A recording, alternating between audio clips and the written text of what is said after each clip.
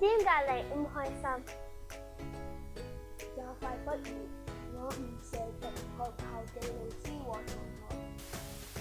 中文書第二課第二段，說出老師對學生親親善友的教導，對學生不離不棄和鼓勵，我哋永不忘記。所以我想多謝老師。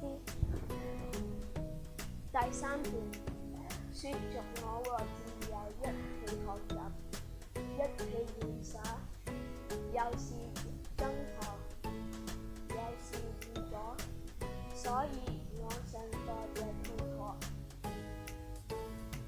我哋就快畢業，點樣多謝老師和同學？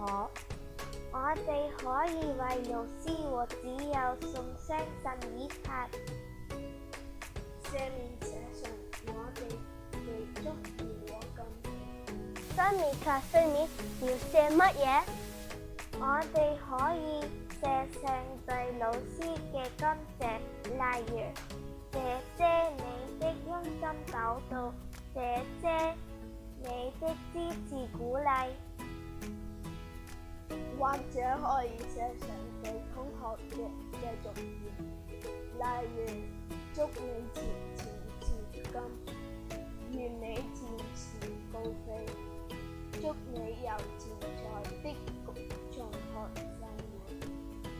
雖然好快要同學校講再見，不過我都好期待中學生活。不如同學，你哋成角色邊個？不如我哋一齊寫信以卡送給老師和同學。